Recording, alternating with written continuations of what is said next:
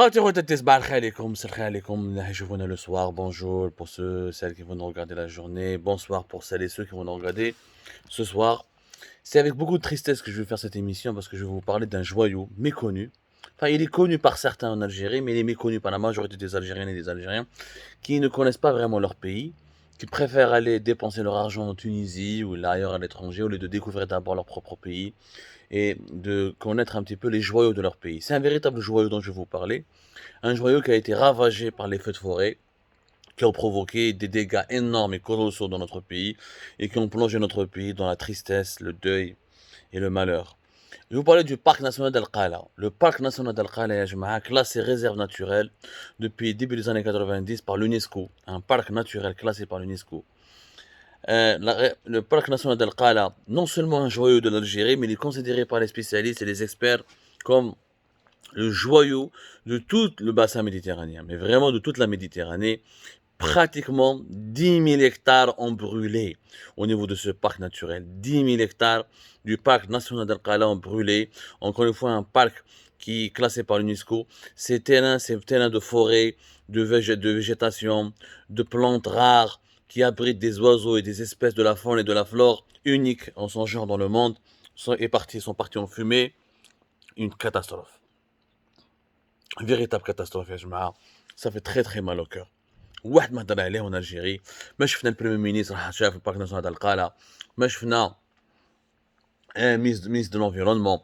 ما شفنا le ministre de l'agriculture. ما شفنا le président de la République. ما شفنا le président de la PN du Parlement.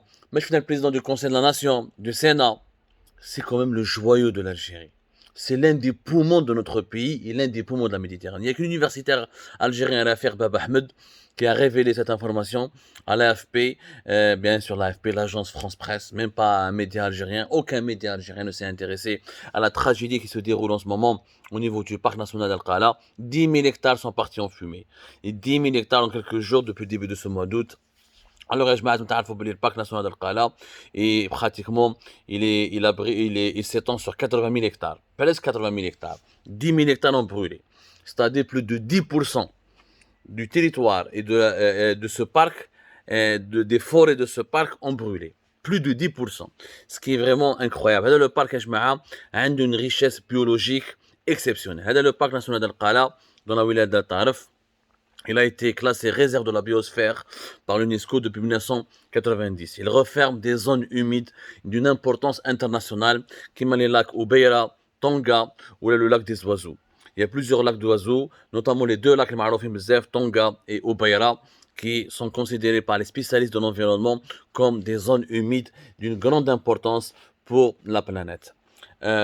نعطيكم quelques exemples بالك باش تعرفوا le parc national d'Al-Qala, il abrite un écosystème, une faune et une flore unique au monde, qui a attiré depuis longtemps d'ailleurs ce qu'on appelle les naturalistes. Les naturalistes, ce sont les spécialistes scientifiques qui étudient un petit peu la beauté de la nature, les plantes, les espèces de la nature, etc., qui s'intéressent à la faune et à la flore. On les appelle les naturalistes. C'est une discipline scientifique très importante. Le parc Hadal a été créé en 1983 par le décret 83-458 du 23 juillet 1983. Parmi, par exemple, les espèces rares qu'on peut trouver dans ce parc, avec le balbouzard pêcheur, avec l'iris mature à tête blanche ou le féligule niroca. Ce sont des espèces très rares. Il y a aussi de nombreux mammifères rares et protégés, tels que le cerf de Barbarie, le phoque moine, qui vient souvent dans ce parc naturel. On trouve plusieurs sites et monuments historiques, des vestiges ottomans, des vestiges romains. Et vraiment, c'est un joyau de la nature en Algérie. C'est un joyau aussi pour l'écologie, pour l'environnement dans notre pays. Un chercheur algérien, Saleh Telayliya, qui est un enseignant à l'Institut agronomique d'Al-Tarif, qui a réalisé une thèse importante sur cette zone, sur ce parc naturel d'Al-Qala. Depuis 2003, il en parle et il tire la sonnette d'alarme concernant les menaces qui pouvaient mettre en péril ce parc. Bien sûr, à l'époque, on parlait de plusieurs menaces, mais on n'avait jamais imaginé que des feux de forêt pourraient causer autant de tort. Autant de tort, 10 000 hectares, c'est énorme. 10 000 hectares, c'est encore une fois plus de 10%. Vous imaginez, 10%, plus de 10% de la superficie totale de ce parc naturel. كارثة بمعنى الكلمة يا جماعة. كارثة. الناس راهي تبكي. Encore une fois, personne, tout le monde est indifférent. ما شفناش un reportage, ما شفناش un documentaire, ما شفناش un déplacement de délégation ministérielle, ما شفناش un parlementaire, ما شفناش une délégation parlementaire, ما شفناش une délégation du gouvernement, ما شفناش un ministre, ما شفناش même un président de la République ما هضرش عليه. Ce parc, il faut le protéger. C'est un atout pour le tourisme. C'est un atout pour la protection de l'environnement. Les zones humides, les espèces, ça participe à l'équilibre de la nature. La disparition de certaines espèces, la disparition de ces zones humides, la disparition des lacs, l'assèchement de ces lacs, ou la disparition des forêts, ça va bouleverser tout un écosystème. L'écosystème est bouleversé, c'est toute une partie du nord algérien qui risque de plonger dans la sécheresse, dans la désertification, dans la pollution, et même une partie de la Méditerranée reste d'être bouleversée. Vraiment, c'est un... l'Algérie, on ne compte que 4,1 millions d'hectares. Et avec un très faible taux de reboisement. Le taux de reboisement TANA, il ne dépasse pas les 1,76%. Et chaque année, tout ce que nous perdons comme arbres, comme végétation, nous n'arrivons à reboiser que 1, même pas 2%, 1,76%. C'est-à-dire que les 4,1 millions d'hectares, chaque année, nous avons des milliers d'hectares qui brûlent. Dans quelques années, on n'aura plus de forêt. Un pays sans forêt, c'est comme un être humain sans poumon. Sans poumon, on ne pourra pas respirer. Ben, le pays ne peut pas respirer sans forêt, sans son tissu de végétation. Surtout le parc national d'Al Qala.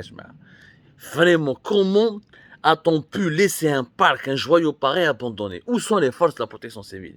Où est la direction générale des forêts? Où est le ministère de l'Environnement? Où est le ministère de l'Agriculture? Où est le gouvernement? Comment un parc pareil, on a laissé 10 000 hectares?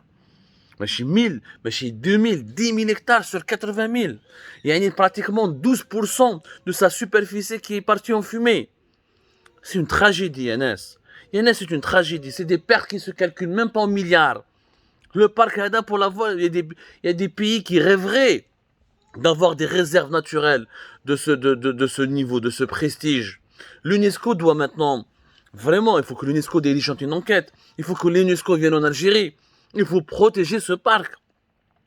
On a maintenant 70 000 hectares. Comment les protéger? Comment reboiser les 10 000? Est-ce qu'on peut les récupérer? Il faut que les scientifiques algériens montent au créneau. Il faut que les universitaires algériens tirent la sonnette d'alarme. Il a parlé. Où sont les autres universitaires? Où sont les autres intellectuels? Vous ne pouvez pas imaginer la gravité de la situation. La perte de ce parc aura des conséquences économiques, des conséquences écologiques, environnementales. Il y aura même des conséquences politiques.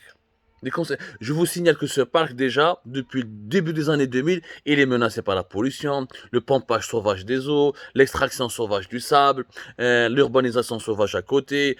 Plusieurs reportages ont été réalisés. Les autorités algériennes ont essayé, ont fait de leur mieux pour intervenir à chaque fois pour protéger cette réserve naturelle et pour punir les braconniers ou les bandes de mafieux qui essayent de violer cet espace naturel. Mais ce n'a jamais été suffisant.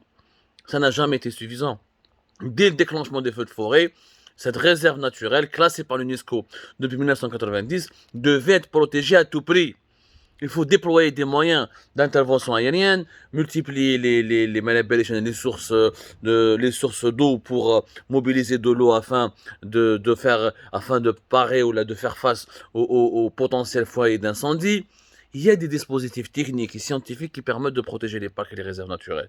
Dans tous les autres pays méditerranéens, la Grèce, le Portugal, l'Espagne surtout, le sud de la France, ils attachent une importance vitale, l'Italie, ils attachent une importance vitale, la Turquie, ils attachent une importance vitale à la protection de leurs parcs naturels. Parce que les parcs naturels ont une valeur scientifique, culturelle, socio-culturelle et financière inédite. Normalement, avec le parc naturel de Qala, on aurait pu drainer des millions de touristes.